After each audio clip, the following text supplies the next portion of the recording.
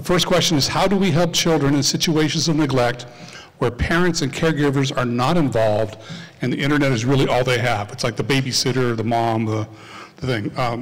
Start with you, Angie, and work our way across. That's a tough one. Was that asked by an educator? Do we know? It's a secret. They're all anonymous.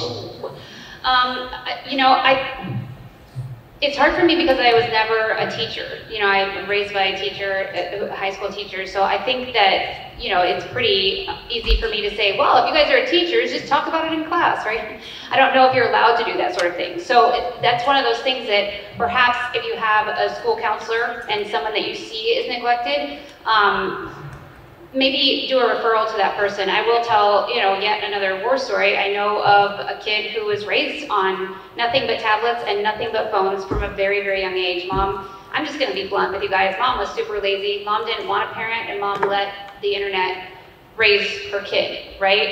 He is now 17 years old, and he's in a facility for sex offenders because, again, a search warrant was conducted at his home. Hundreds, I don't know if it was thousands, I'm gonna go with hundreds of images of child pornography were downloaded onto his device, and he had molested his stepsister. That's where it goes when you are not being proactive in getting kids off the internet and being raised by their devices. So if it were my opinion, I would refer them to a school counselor. Thank you. Want to take a shot for it? Yeah, I think when we're looking at this, it also depends on the age that we're talking about too. It's going to be very different for a very, very young child and the support capacity that they're in versus a teenager. But I think what we've talked on, and with the panelists right here, we've said this, is that those dialogue and those open conversations from a very young age. And we don't have it all figured out. I think recognizing our shortcomings is a way to have active conversations about how to do better. I know as a mom myself, like my daughter thinks iPads only work on airplanes, and there's like 2 things she can do on it. And I'm gonna ride that lie as long as humanly possible. But I know that's not the solution. So I think we have to have like more systemic conversations of what that looks like. We talk about neglect from a physical, emotional, psychological standpoint. What does neglect look like when you don't care whether or not, you know, a 40-year-old person's talking to your 6-year-old online?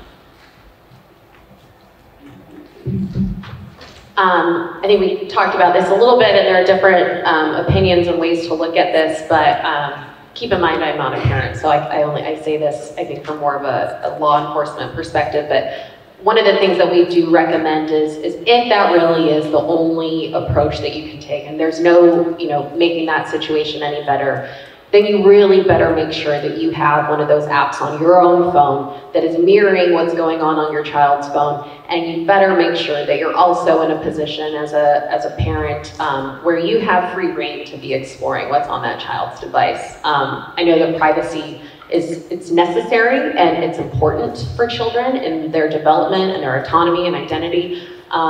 But then there are kind of the pragmatic approaches that need to be taken. And if it's just the reality that your kid can run amok on the Wild West of the internet, then you have to be running out there with them as well. Thank you. Dr. Gasparian, you're popular today. When sites are taken down, are they still available on Internet Archive Wayback Machine? No, they are not. No. That's that answer. Okay. You're not Dr. Corey. You haven't studied you, Corey. Do you believe that improving kids' mental health would reduce their potential to be exploited in sextortion? Absolutely. Yes. I believe wholeheartedly that if we equip our children with the mental health support that they need from a very early young age and remove some of the stigma associated to it, and have conversations about that, that the inclination to be online for validation may be reduced. So if we're going online as 12-year-olds, hoping somebody will tell us we're pretty, instead of building self-confidence elsewhere, and same thing with young boys. It's not female-based, it's not. And you know, having conversations with young boys about self-confidence, self-awareness, autonomy, as mentioned, and equipping them to have responses ready to go is great. One of the reasons we don't see as much reporting, for example, on child exploitation in regards to boys is maybe the embarrassment factor. They might not feel comfortable talking about it, or the stigmas associated. So that's one aspect, but just the overall mental health of our kids that's a whole conference just on that. So I think if we do support our children and look at it really holistically, like the whole picture of a child, it will benefit their online behavior. I do believe it'll translate. Thank you, Corey. Angie, you talked about communication with kids a lot. What age do you think is a good starting point to start discussing these types of issues with your children? It's always incredible to me that, I mean, okay, again, I'm gonna age myself now, but you know, when I was a kid and I had to look something up for a paper, I had to go to the library or get an encyclopedia, right? So now we're willing to hand our kids a computer at age what? Right? So things are easier for them, or frankly, let's be honest, easier for us, right, as parents, because it's hard to be a good parent. It's hard to answer all those questions. So if you're handing them a computer or a device, an iPad, whatever it is, and you haven't convinced them that it doesn't work except for on an airplane, which is genius, by the way, then you should be having those conversations then. Again, my son got his first phone in 7th grade, and I made him sign a contract. So my parents happened to be in town, and I made him read the rules of the contract out loud while my parents were in the other room that they could hear. And one of them was, I will not look at anything on the internet that would embarrass me in front of my grandmother. And I'm like, yes, this is awesome. My mom is actually here, right? So my son was like, what does that mean? And I'm like, it means you won't look at naked pictures and pornography and those types of things, because if grandma finds out that you're looking at that stuff, that might be embarrassing, right? So I'm a very direct person, probably obvious. But so for me, those conversations should happen the minute you hand them a phone or a device. As far as just personal safety, I've been talking to my kids about personal safety for years. I've talked to them about trusting their instincts and the gift of fear that we have that I'm stealing from Gavin DeBecker. The truth is we all have the gift of fear and trusting our instincts, and I think that's a conversation you have with your kids as soon as they can understand what danger is. Thank you. Here's a dad story for you. I mean, when my son, who's 21 now, I mean, he was in 1st grade when he came to me saying, hey, I need a phone. Everybody in my class has a phone. I want a phone. Because, you know, he was attracted to like the video games, the rest of it. I'm like, you gotta be kidding me. So I actually went to school to see if he was, and of course he's lying because he's in 1st grade. But I mean, the idea being that I think right now, because of that, just the overwhelming nature of digital, you know, for the era, that they all just want something right now. And I tell you what, there was a lot of flack for not getting anything until they were in middle school. When they were finally far enough away where we just couldn't go around the corner and grab it. But this is what it is, you know? Anyway, Dr. Selena. How do we help children with social problems like autism and social anxiety who go to the internet for friendships they can't make in person?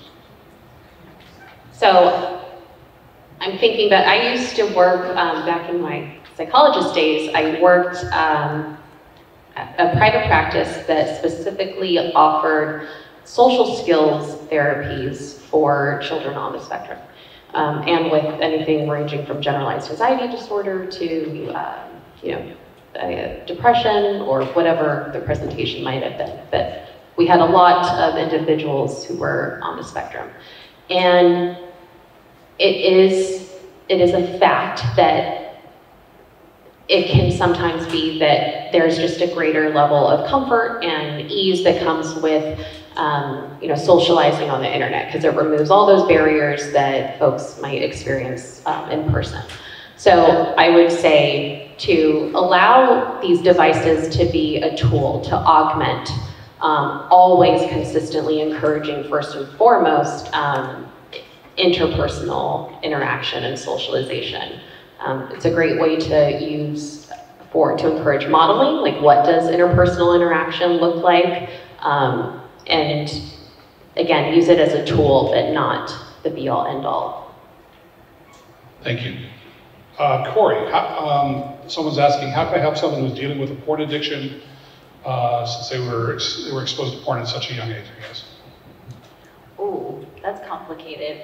I think one of the components that we have to talk about in terms of addiction of sexual material like that is the numbness to it. The association of it's not that big a deal, or it's desensitizing the material.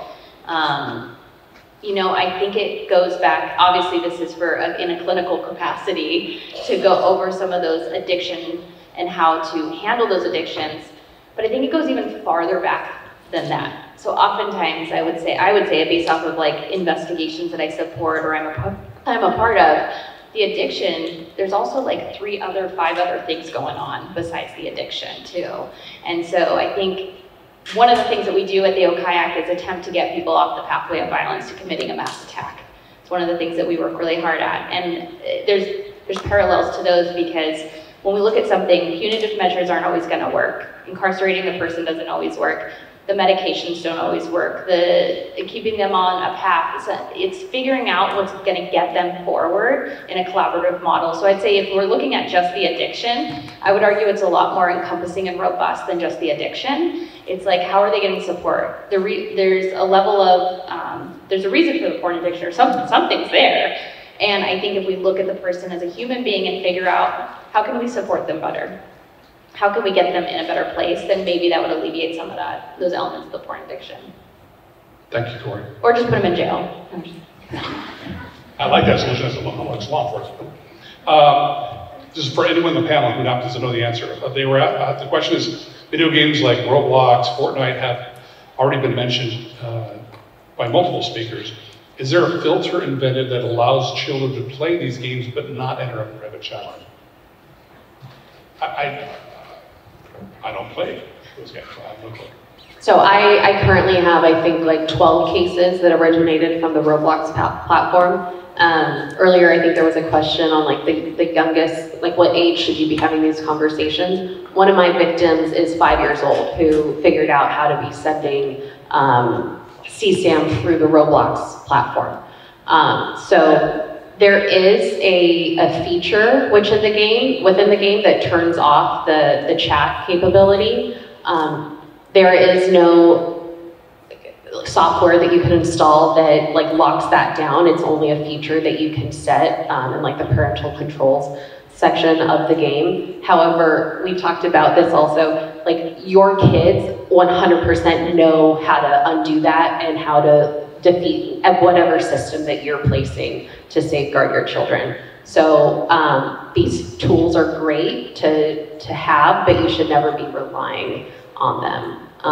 Another element of Roblox that we see is and any kind of game that's really popular right now is that microtransaction feature, where you get Robux or whatever kind of currency is in the game platform. Kids will go crazy to get these Robux, and that's what we see. That's how we get these cases referred to us, is they're being told, send me nudes and I'll send you Robux, or send me pictures of this and I'll send you Robux. And they're so, just because again, that prefrontal cortex is not developed, they're so ingrained in the game and they're just go, go, go, they want their Robux. Before you know it, they've sent them videos and pictures and they're just, they've opened themselves up to this whole firestorm, so.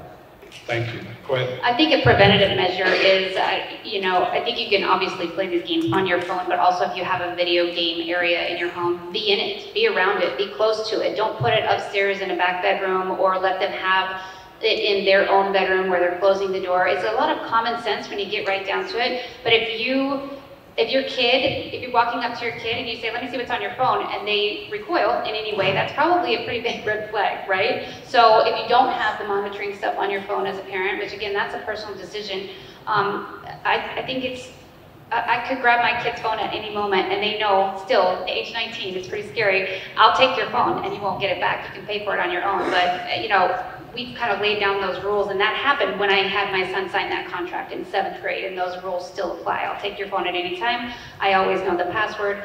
I pay for it, it's my phone. Those types of things, I think we have to be not afraid to come across as a mean parent and take control of what our kids are doing in our own homes. I would say play checkers. Just don't be on the internet. Not to make light of it, but I think both of my panelists here have said similar sentiments, is that we can put all the measures in place and do all the things, and really that physical separation is incredibly important away from the devices. Because I know, especially with Roblox, like as mentioned, there's parameters to get around it, but also our offenders know how to manipulate that. So the minute we teach our kids something and a tool to kind of protect them, the creepy people on the internet are getting better at doing their job, which is to exploit our children. Excellent. You have a lot of more questions. Unfortunately, we are out of time.